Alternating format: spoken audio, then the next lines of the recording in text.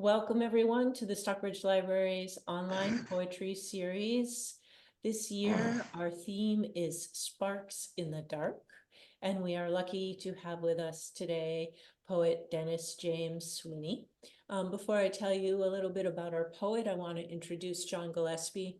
In 2020, John was the president of the Board of Trustees of the Stockbridge Library, just as the pandemic hit, and he had this fantastic idea to bring poetry into people's homes because no one could leave their home.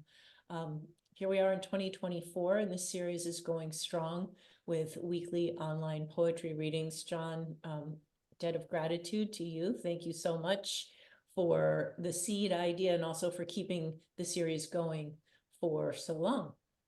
A word about our poet.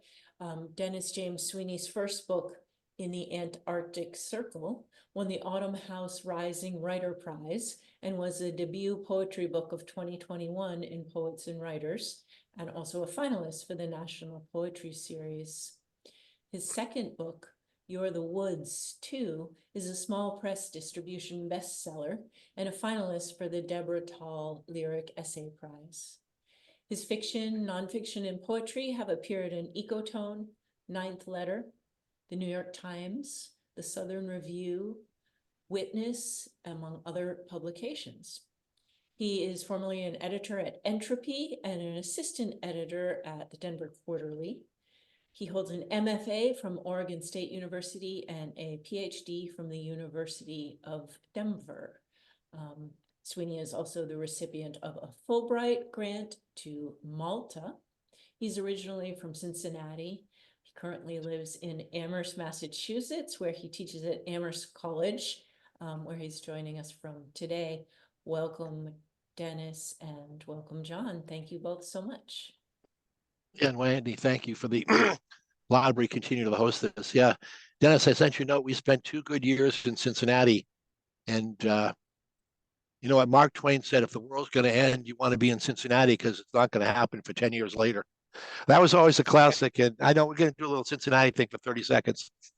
We got there. There were more Skyline chili places than McDonald's, Burger King's, Wendy's. They were like, and you get Skyline everywhere except the post office. Every restaurant, fine restaurant, you're having this unbelievable $60 meal. And they say, hey, do you want some chili? You know, the whole thing is, Kathy, it was everywhere. You couldn't go anywhere without seeing Skyline chili. It was in the grocery store, in the freezer section. It was everywhere. It was like, yeah. We were never chili heads until we moved there. And then we was just like, oh, we'll join the band. Let's get into chili. You got used to it? Yeah, it's great. I went to Skyline Chili every Saturday for like the first 18 years of my life. It's canonical. It's the thing. Yeah. You know, one more fun fact is, so Kathy, back in 1980, Cincinnati had the highest percentage of high school graduates who went to college and came back to live in the city of their origin. Huh. Kathy, the number was like 60%. Every other city was like 12%. It was like, once again, Dennis, one of these, it was the chili. It was the chili kept bringing people back. That was it. That's the connection for sure. I don't know. That was very, it was a much different place. So, but that was nice. It was nice. And my wife finished her education and graduated from the University of Cincinnati in early childhood education. Our first child, Ian, was born there. So we have a lot of good, and Grader. She worked at Grader's for a while. Wow. Kathy, we're just going to talk about Cincinnati. There'll be one poem at the end where we just kind of, no, she worked at Grader's. And the night she worked, I'd have this giant turtle sundae that looked like it was, you know, like a small 2-story building. Yeah, that was when I was thin, Kathy. That was that. I had too many Sundays. That's why I exploded. So, all great memories of Cincinnati. Yeah. Amazing. Yeah, it's good to think about it a little. I've been gone for almost as long as I lived there, like 18 years there and maybe like 17 years somewhere else now. And yeah, it's just so weird, you know, to be kind of a stranger to your own city. It's nice to Yeah. So share with me this. What was your reaction to, you know, we call it Sparks in the Dark. It was really igniting sparks in the dark. So what was your reaction to that, you know, our theme for this year? Yeah, I was thinking about it, and I think for me, the books have always been sparks in the dark. They've been places where I could kind of see myself and the things that I was reflecting on, like internally, like see those manifested in the world. I feel like, a lot of aspects of life, the way many of us are living it right now, aren't that amenable to like reflection and slowness and looking at the big picture. And I think when it came to any kind of books, and especially poetry, which has that like spark-like quality, I feel like, those have always been moments where I was able to slow down and like actually see for a minute in ways that I wasn't able to do it really any other spot in my life. And I think that's why I ultimately ended up doing this, like writing and trying to make a life out of it, because it was a spark, I guess, in the dark, or at least in the dim. Yeah. Yeah. So what course or courses do you teach at Amherst? I've actually been teaching a lot of prose. It's kind of, I came to writing through fiction and nonfiction. So I teach fiction and creative nonfiction. And I also recently taught a hybrid forms class, which is like mixing poetry in there, because this book that I'll read from is also kind of like hybrid. It's got some prose, poetry, that kind of stuff. So coming at it from the prose angle, adding in some poetry in there. And yeah, I'll be teaching some classes on like community and creative writing, I think in the future too. So yeah, kind of a mix. It's interesting, like poetry has been like this thing where I've almost studiously not taken classes on it, or Yeah. taught classes on it. Because that's not like exactly where my education sits, but mainly because it helps me stay with the poetry in a way that's like more intuitive, Yeah. a little bit less like And academic. if and sorry about that. If any of your students like raise their hand and said, I really want to be a poet, tell me how to do that. I hopefully by the end of class I'll be able to put the Alka-Seltzer in the glass and become get paid to do poetry. I'm just wondering what students are. Or they just love writing and they love to be in a class like this.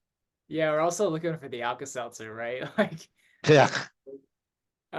yeah, I mean, people, I think especially in an academic environment where a lot of things are based on like I have knowledge and I'm going to give it to you and now you have the knowledge. That's kind of like the form that's been passed down in a lot of academic settings for people. And creative writing is one of these places where you have the opportunity to like slow down and do that sparks in the dark thing, right? Like reflect on your life, kind of think about what it's all about, and kind of like see yourself in your completeness.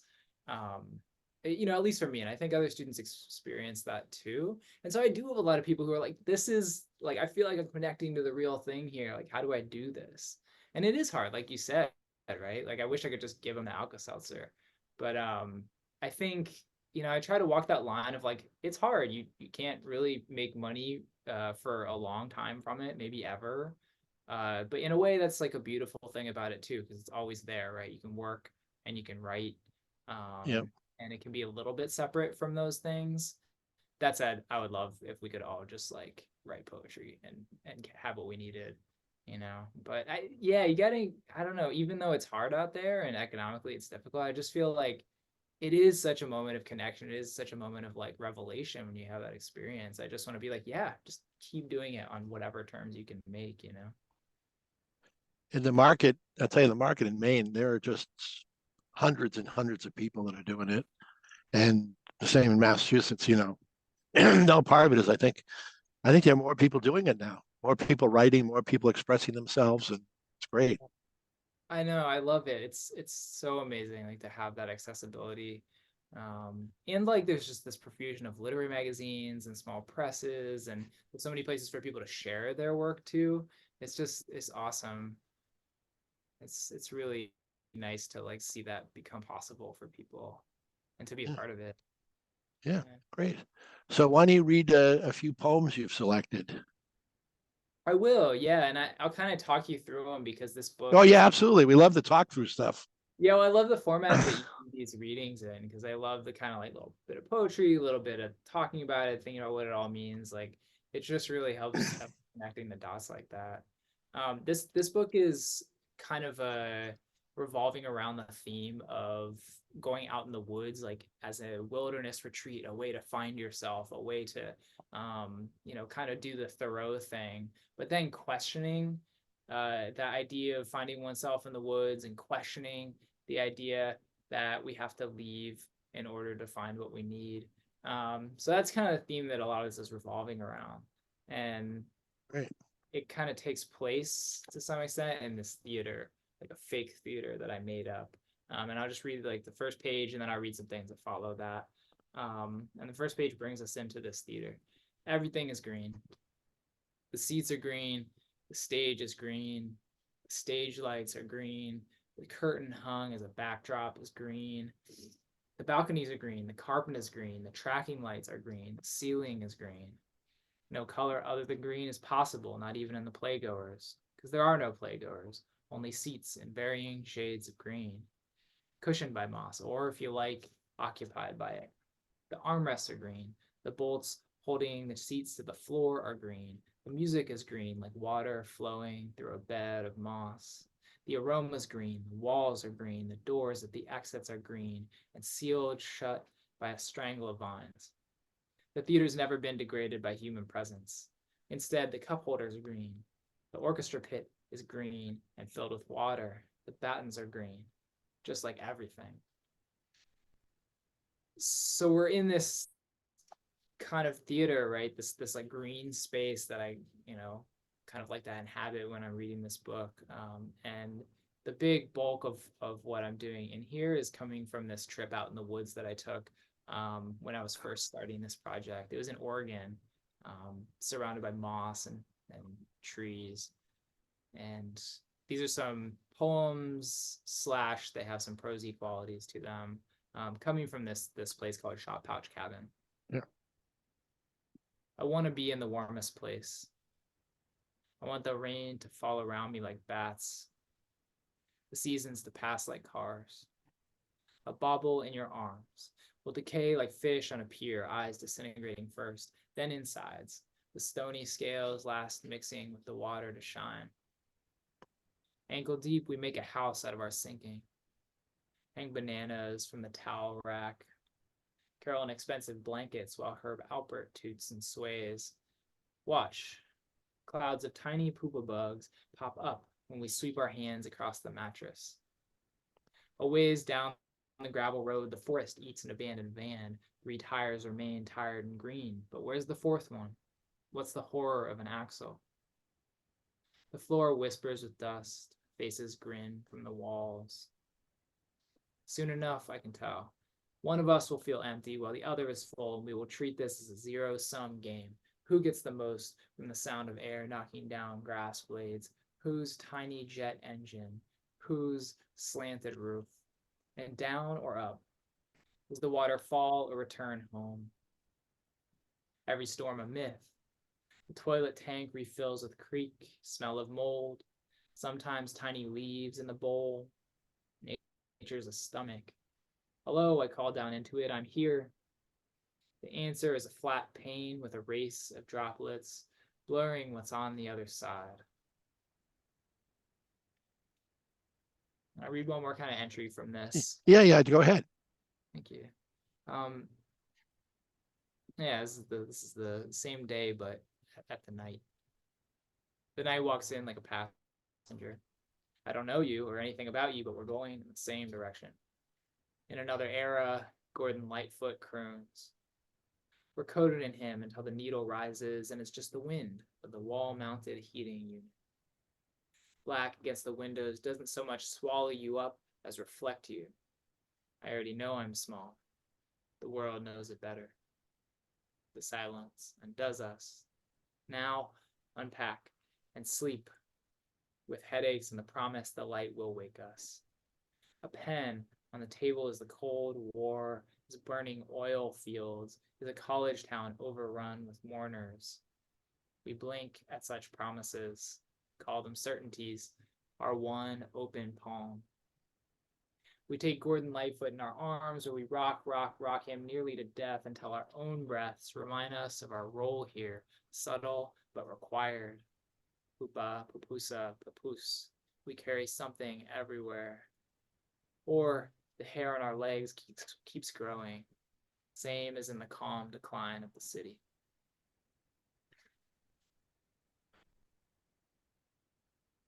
So that's kind of an interesting, trilogy. I mean, did it ever end, or is there like 17 more sections of that? There's like 17 more sections, but that they're kind of like set like throughout the book, right? So after those, there's these like sort of mini story prose poem things. I read a few of those, and there's these like moss poems. So you get that voice, that kind of lengthy voice is telling you the story of being in this place. And then you get these kind of fictional stories in between, and these other little poems in between too, told by Moss. So it's there's a lot of everything, and it's all mixed up. It's kind of. And Oh, go ahead. what year did you write that, or write those over a year period of years? Oh my gosh. I want to say 2000. Honestly, like the stuff I was just reading, I was writing it around 2015, I want to say. Okay. All right. Um, It's yeah, almost 10 years ago. Yeah. wow. Yeah, that's wild if I think about that. It doesn't feel like that long, but it's one of those books that kind of slowly I just kept adding parts to it. I was really interested in this forest stuff, this moss stuff. I just kept writing into it, kept writing into it. And then some of the stuff that I just read began it, and then it just kind of accumulated from there. Yeah. Yeah.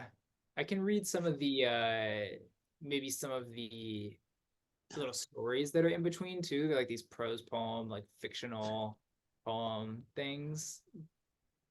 If that would be So interesting. just for me, just give us, no, because part of it is, I guess, maybe I'm a lay woods person. I'd go in and be looking at the leaves and the streams, and you imagine this, amazing green theater that had never had a human inside it. So I'm just wondering, it kind of, I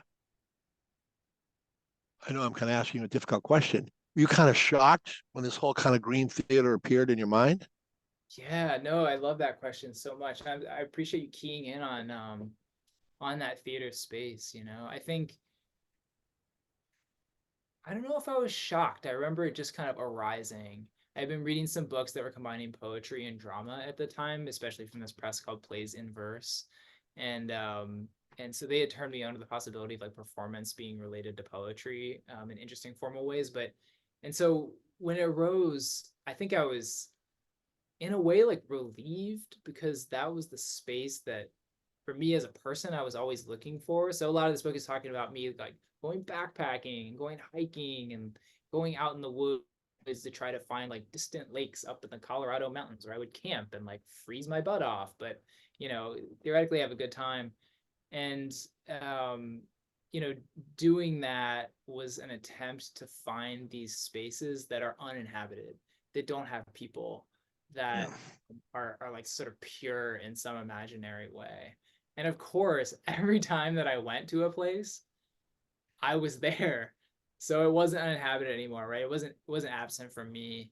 And I ended up like making it impossible to achieve the thing that I was looking for. So when I came to this theater, when that came up in my mind, I was like, yes, this is the place that I'm telling the story about, but I can't access it. Like I want to talk about a nature without me. And it's like impossible because I can only talk about it if I'm there, but I can at least like make up this space that shows how weird and impossible that dream is, right? Of like the pure untouched place. So in a way, I guess it was clarifying for me to inhabit that space a little bit. Yeah, and there is, kind of a fairy tale quality to it. The walk in the woods and finding some kind of structure, whether it's physical or virtual, that you didn't expect, and then all sorts of other things start to unfold. Yeah, no, it's interesting. Now I'm going to have to prepare myself. We do have a 1,700 acre like land preserve here. That's about Wow. 400 feet from my house.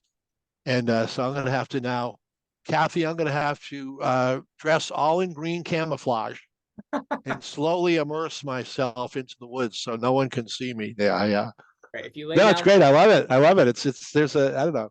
I feel like there's like a movie quality. I'm waiting for, someone else to step into the frame here.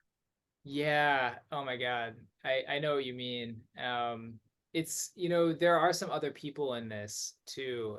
And uh one of them is some of the other people that I went on these adventures with, like hiking and backpacking and stuff.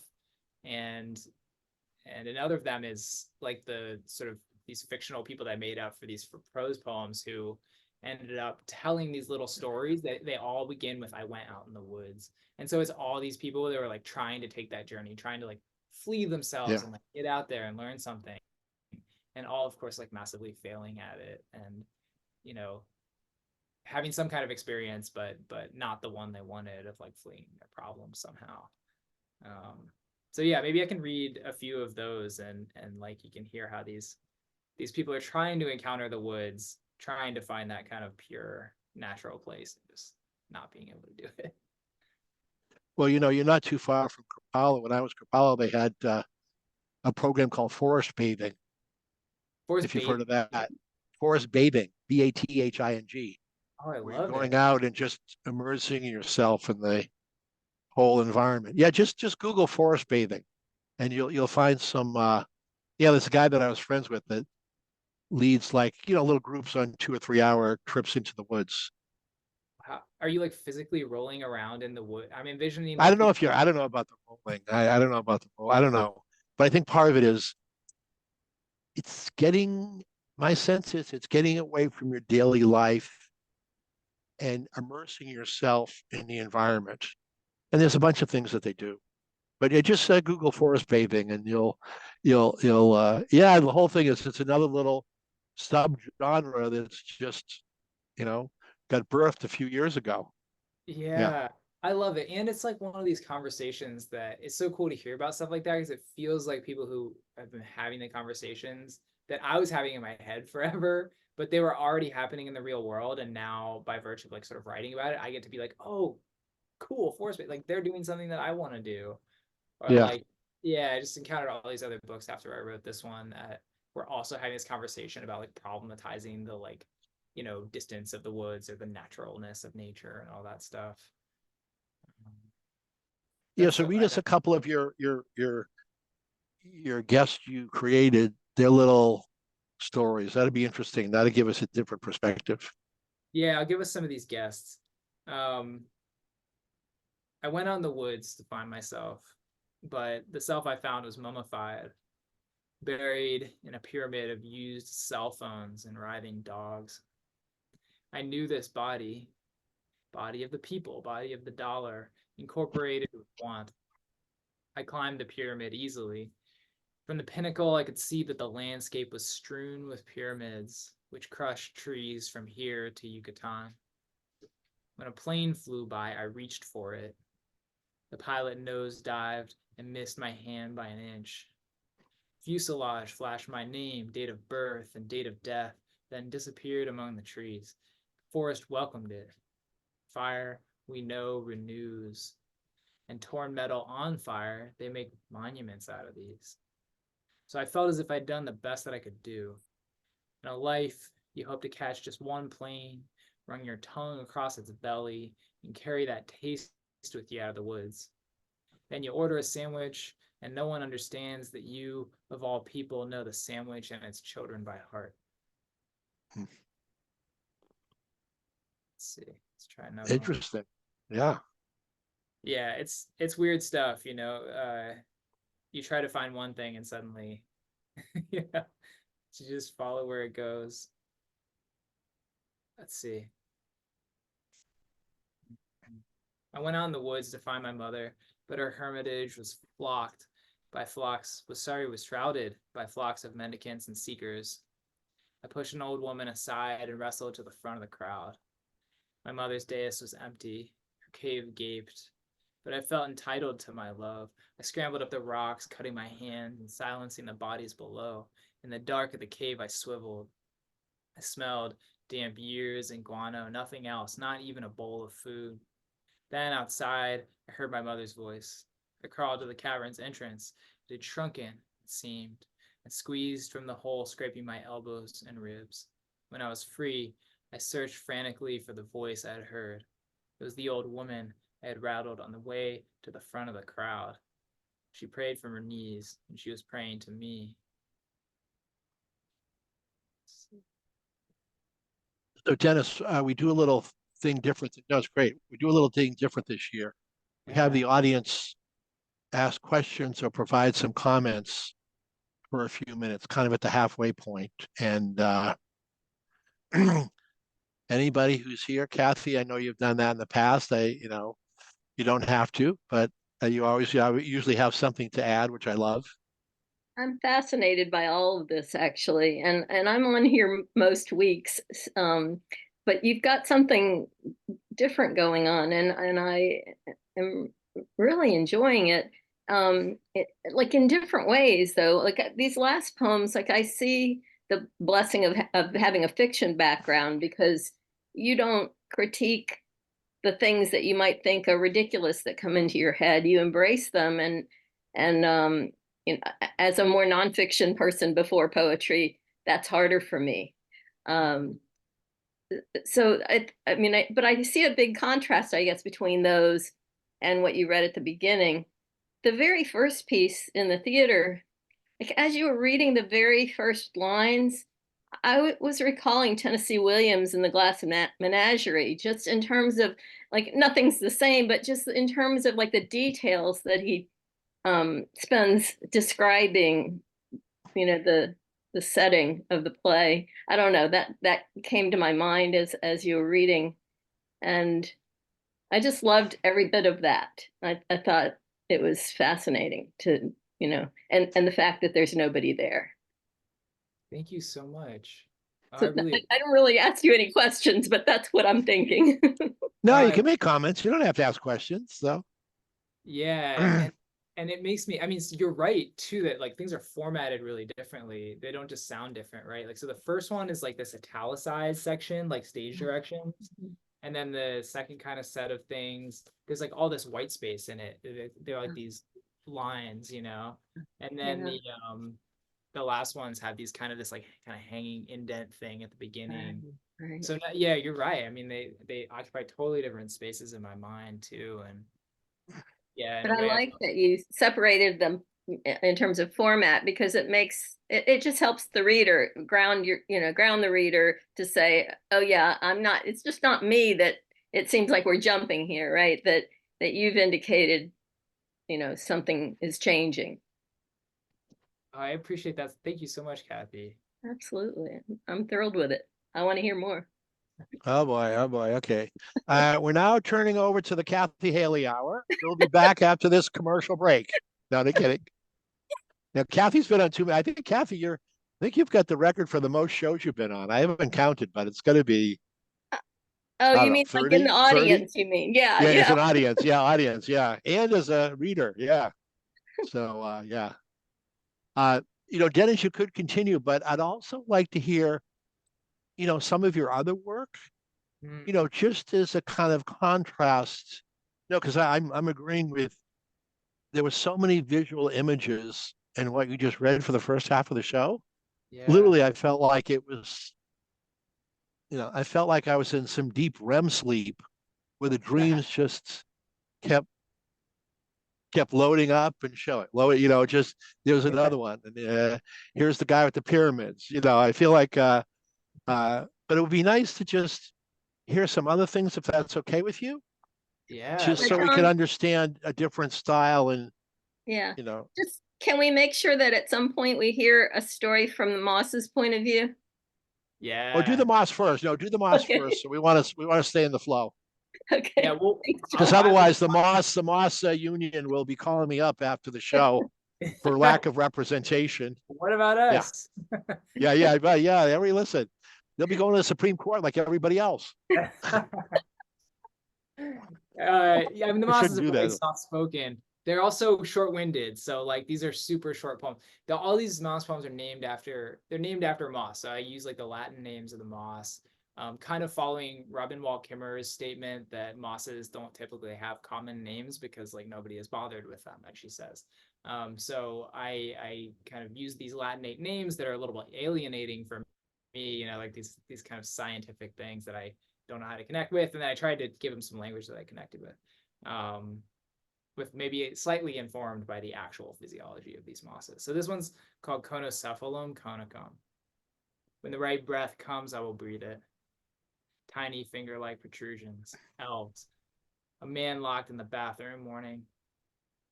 Menthol from wall to cloudy mirror. This one's called Hookeria lucens. Early jungle, late asset, humble future, speak of the clouds. Leaves like stained glass, has been found, has walked. The ovate leaves have rounded tips. The ovate leaves have rounded tips. The ovate leaves have rounded tips. Neighbors, backbone, capsize, row.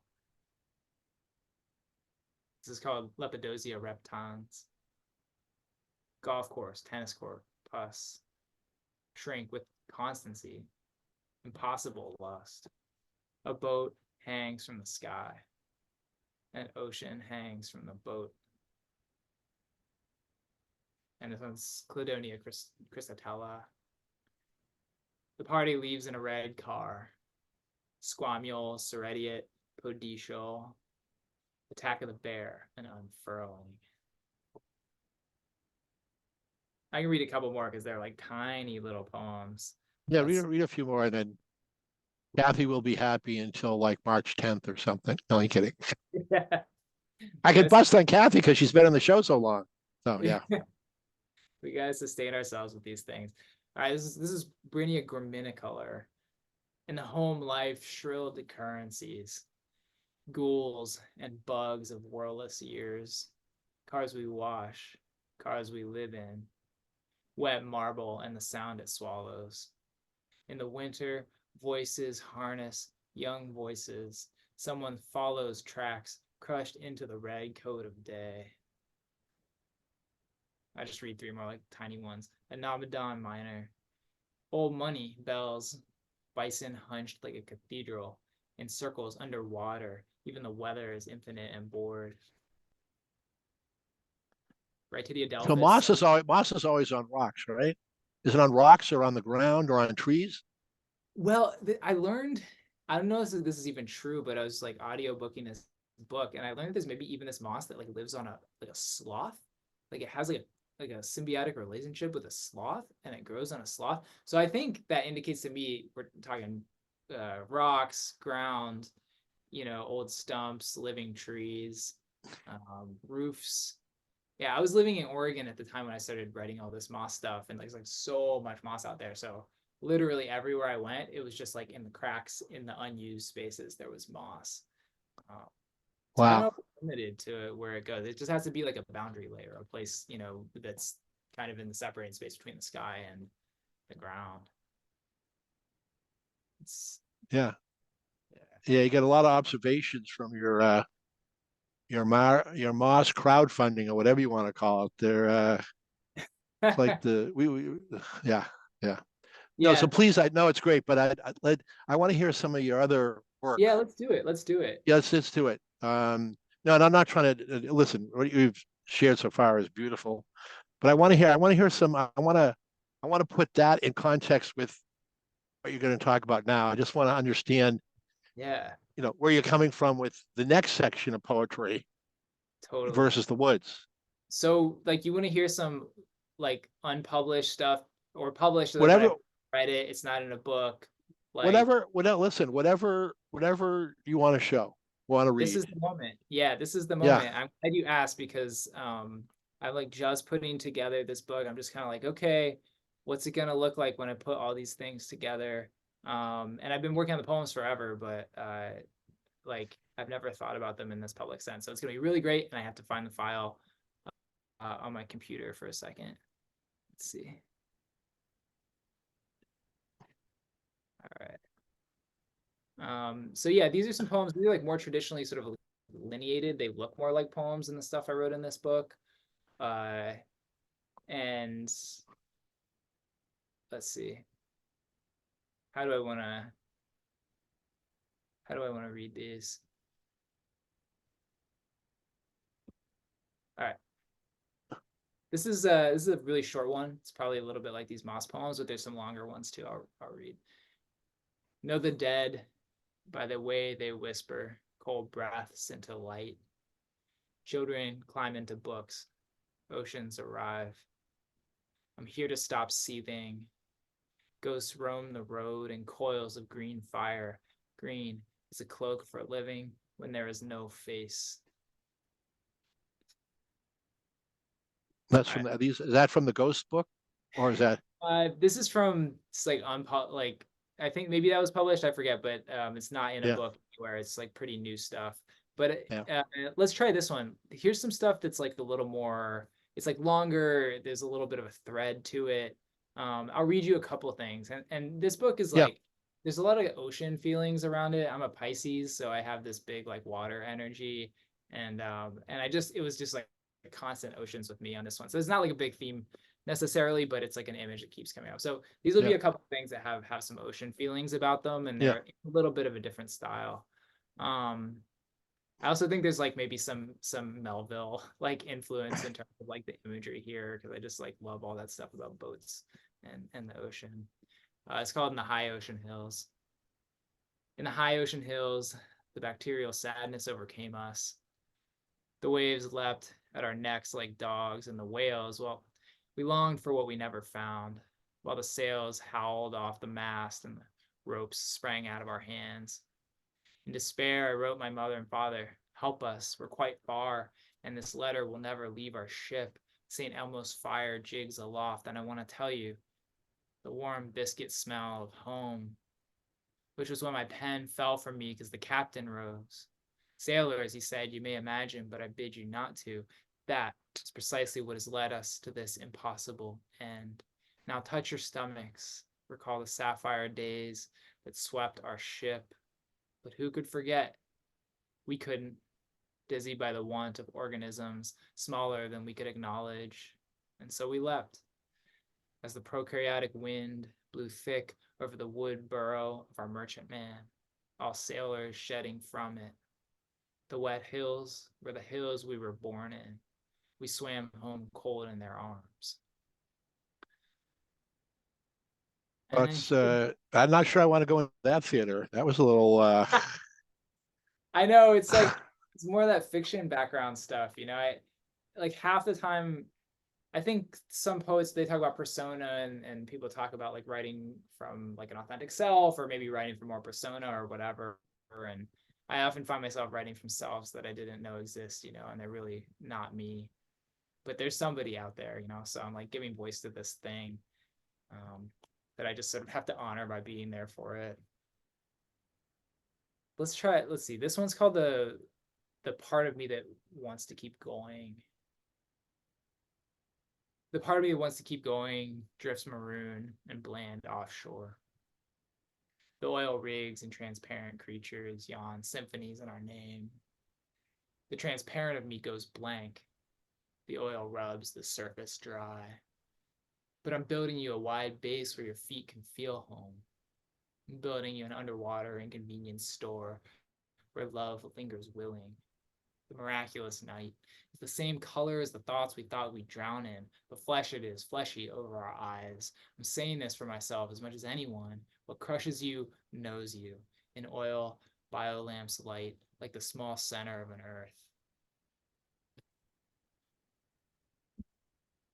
I don't know. What do you think so far, John? Like, these are unvetted.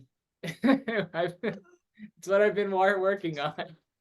I hope. Yeah, I think there was a Lon Chaney movie in 1939, The Man of 100 Faces. I'm gonna give you the poet of 100 voices.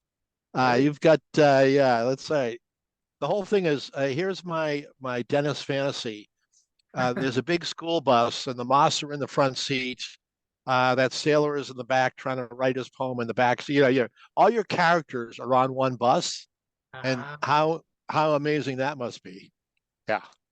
Yeah. No, now you're probably not going to like do any work for the next month thinking about that. I don't know why I said that, but Yeah, or I'm just gonna like write about the bus. You gotta have the framing now, right? Like, what's the bus? What's it look like? I envision like a cat bus. We watched My Neighbor Totoro recently, and there's this cat bus. It's like a bus made of a living cat, and I'm envisioning that as what all these characters are on. I don't know why. This Well, is I my think you can give your students some of these, assignments. yeah. Uh, go find a moss patch that used to be on a bus, and not getting. Yeah. What do you think? Should I read a few more from this newer stuff, or I can also kind of close Yeah, things out? read whatever. I think the beauty of what we do is we get to hear different sides of you in every reader Yeah. from the poems. So, it's like there's no right answer. It's Yeah. just whatever you feel you'd like to share, really. If it's new stuff, fine. If it's whatever. Yeah. For No, I me, love it's all good. Kathy knows it's all good for me. So, yeah. right. Yeah, I loved your encouragement and encouraging me to read from some newer stuff too, because it's really nice to air these out. I'll read one more like kind of like a longer sequence. It's not that long, but a series of short sequences from this like new thing. And then maybe I'll return to like the closing passage of this book, You're the Woods too, and there's kind of like a little story there. That Okay. Yeah. all right. Great. So this is like 1/3 of this kind of like collective thing called Intel's parentheses ocean. I'll purpose these transmissions through the gray night to your name. The second coming precedes the third coming, in which all will be made of feathers, of milk, cream, eggs. We will not be exercised. We will be a spinning orb, opaque, reflective, baseless. It hurts even to mouth it. The categories of luminescence surround us in our bed stream. Say good day to the egg, the unwashable whole. Either way, with a badge or illness, lines form around the block like rope. Tonight, the trees are airplanes. The seance requires mist. I grow an image of the dead. We slurp and waddle. Our chairs rise. The wall turns into a window. The dead are forgotten. They squeal. They don't know. The dead are ocean. What ocean? Where the dead swim tirelessly in rings around the wet earth, or what whales they miss. We live in good holes. An old repetitive story satisfied by night. Old, repetitive, griefless dream. We live on clean islands. We teeter magnetic to wind. The ghost of water is water. A crucifix for a sphere. Crucifix for sense. We are naming them. I want water. God wants another God. And I've never let so much out of myself as on this day without roll. Put things in and in and in and in. The skin disintegrates. As a giver, the thing I cannot give is home. So Well, I like that's, that line. God wants another God.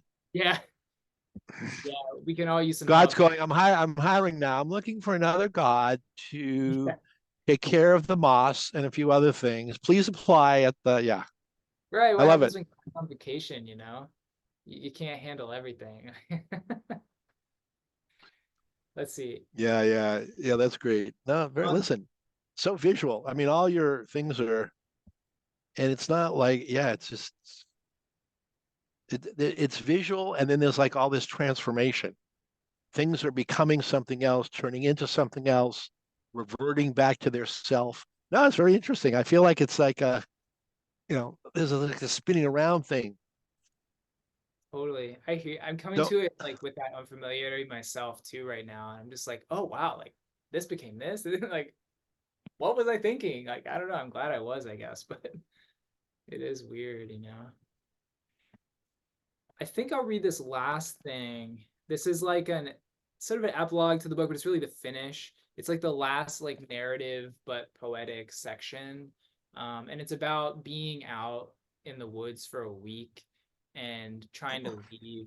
I was out there with this person who I was in a relationship with at the time, and it was like this kind of moment of tension and difficulty where I was trying to navigate my own relationship to nature, and there was our own like kind of relational thing going on there too. So that's how you'll know the other person that I'm talking about in this section. But it's about that feeling of trying to come back from a retreat, come back from a moment that was distant from your kind of normal life, and then trying to like accommodate yourself to the fact of the world that has continued to exist in its own weird way that you're returning to. So coming from Shot Pouch Cabin, Oregon here, and it's reflecting on it. Well, I went out in the woods, past tense.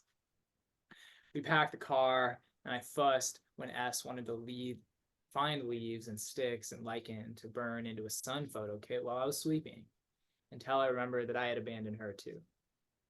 The air is too immediate back home. The chainsaw, more likely a leaf blower, growls nearby. Cars sound like lazy waves, but they're all on their way somewhere. Prolonged meditation, nothing to do. Maybe I was more at peace than I thought I was. My apartment gets cold. The day can be 60 and sunny, but because the windows get no sun, my fingernails turn purple. The pavement seems to be waiting for something.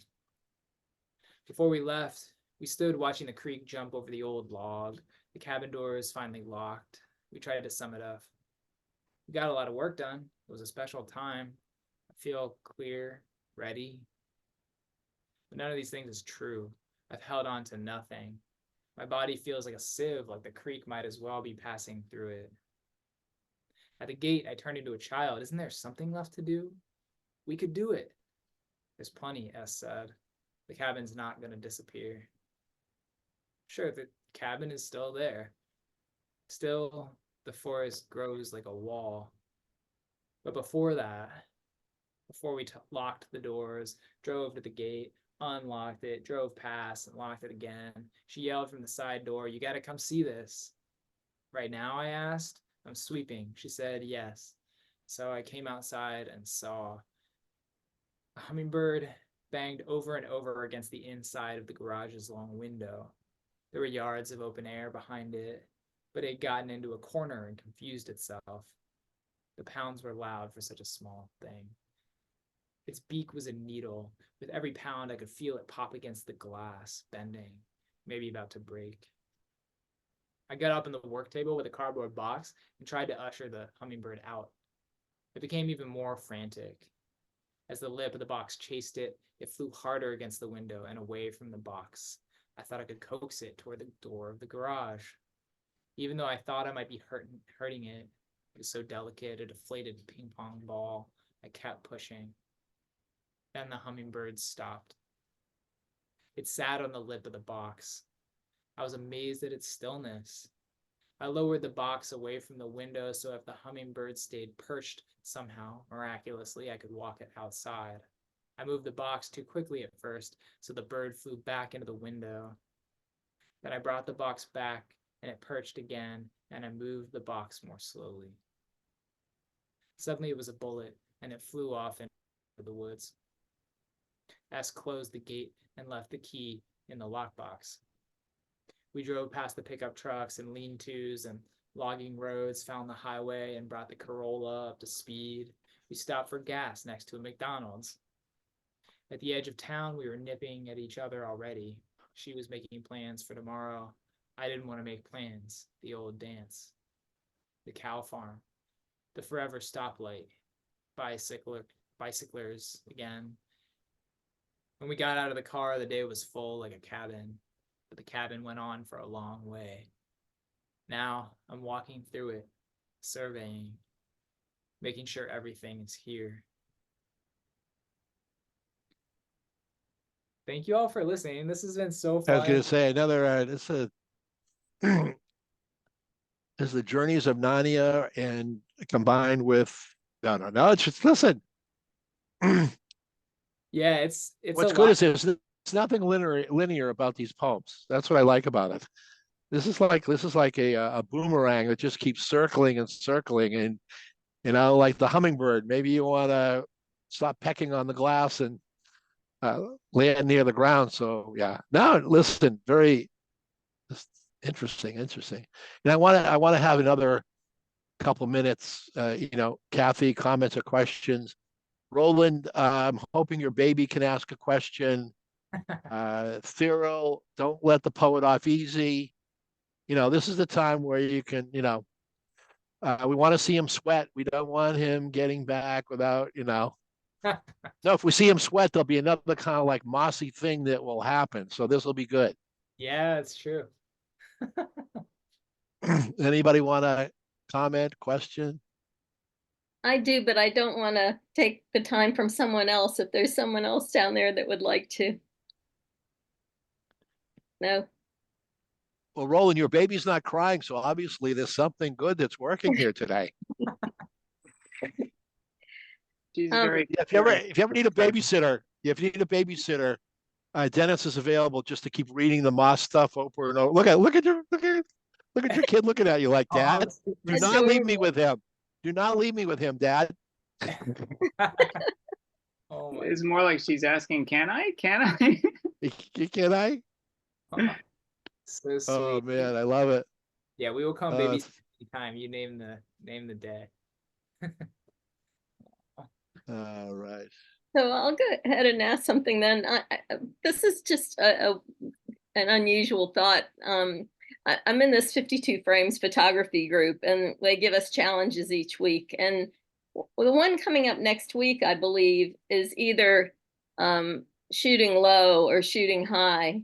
And I don't know, that came into my mind, the shooting low, when you were reading the moss poems.